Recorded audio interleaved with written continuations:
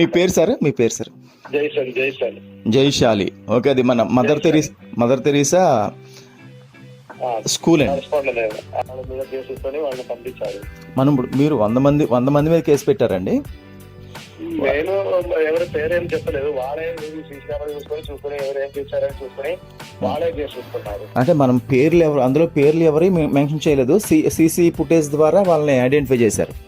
నా నేను ఇచ్చిన కంప్లైంట్ ఎవరి పేరు లేదు, వాళ్ళు సీసీ ఫుటేజ్ చూసుకొని వాళ్ళకి తెలిసి ఎవరు కానీ వాళ్ళు ఐడెంటిఫై చేసుకుని వాళ్ళు చేస్తున్నారు. ఇప్పుడు మనకి జరిగిన నష్టపరిహారం విషయంలో ఏదైనా మాట్లాడారా మన పోలీసు వారు? ఏం మాట్లాడలేదు. కేసు ముందుకు పోతే కేసు వాళ్ళు ఎప్పుడైనా అగ్రిమెంట్ అయినా వస్తే అప్పుడు అడుగుతాని లేకుండా కేసు జరుగుతాయి అట్లా. తర్వాత మనకి పోలీస్ యంత్రాంగం ఈ అధికారులు వీళ్ళు ఎలా స్పందించారండి? మన వాళ్ళు మంచిగా కోడ్లో ఉన్నారు. వాళ్ళు అప్పుడప్పుడు స్కూల్లో ఉంటారు, అక్కడ వచ్చిపోతారు.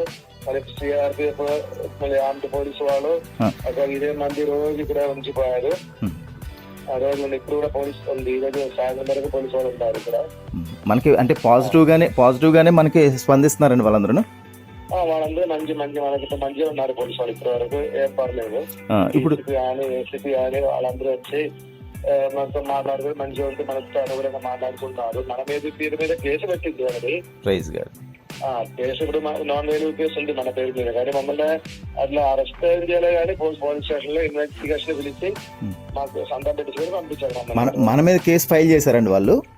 చేశారు. ఏమని కేసు ఫైల్ చేశారు వాళ్ళు? సీరియస్ కేసు మన మీద నాన్ వేల్యూ పెట్టింది 295, 153. దేని విషయంలోనండి అది? అంటే మత స్పర్ధ చేసినట్లు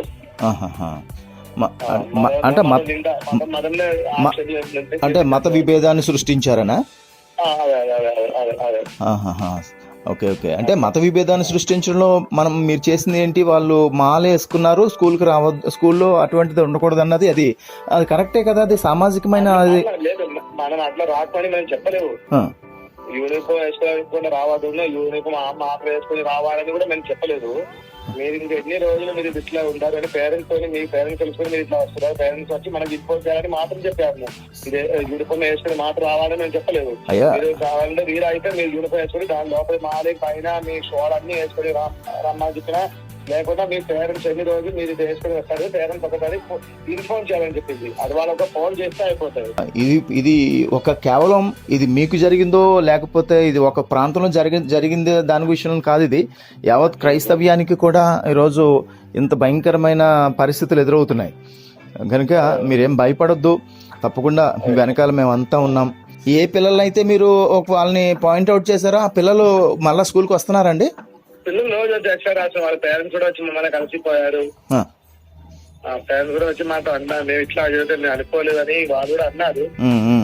మా చేతి నుంచి బయటికి పోయిందని చెప్పింది. అంటే రాజకీయ అధికారులు కానీ ఏదైనా దీని మీద మీ దగ్గరికి వచ్చి కలవడం కానీ, మిమ్మల్ని ఏమైనా మాట్లాడడం కానీ, మిమ్మల్ని ఏమైనా బెదిరించడం కానీ అటువంటి ఏమైనా చేశారా? వాళ్ళు తీవ్ర ఎందుకు వాళ్ళు ఉన్నారు కదా, వాళ్ళు దాని పర్టికులర్ డిఫరెంట్ పార్టీ మనకు చెప్పరాదు. డిఫరెంట్ పార్టీ వాళ్ళు కూడా వాళ్ళు ఉన్నారు. వాళ్ళు అంటే నన్ను కూడా వాళ్ళు చెప్పండి పోతుంది కదా, షో ఉంది కదా, అది ఇప్పించారు. ఫస్ట్ నెంబర్ ఎత్తింది జైశ్రీ గాంధీ ఇప్పించారు. వాడు మన లోకల్ ఇన్ఛార్జ్ గారు తిమోతి గారు, తెలంగాణ ఇన్ఛార్జ్ గారు కూడా మీతో ఉన్నారు. వారి నెంబర్ కూడా తీసుకోండి. Okay sir, thank you sir. తిరిగి రాకుండా చేయాలని CRP force Telangana in-charge Timothy పాస్టర్గా మరి మా బృందము విషయాన్ని తెలియపరుస్తున్నాం. మరి దేవునికి మహిమ కలుగుగాక. రాబోయే దినాలు ఇలాంటి స్కూల్ ఇంకా ఎక్కువగా మన దేశం నుండి మనం చదువుకుని నిర్మించి మన దేశాన్ని బాగు చేసుకునే మంచి పనులు, మంచి సేవ, మదర్ తెరీసా మేడం గారు చేసిన సేవ భారతదేశానికి ఎంతో చక్కటి అందించారు.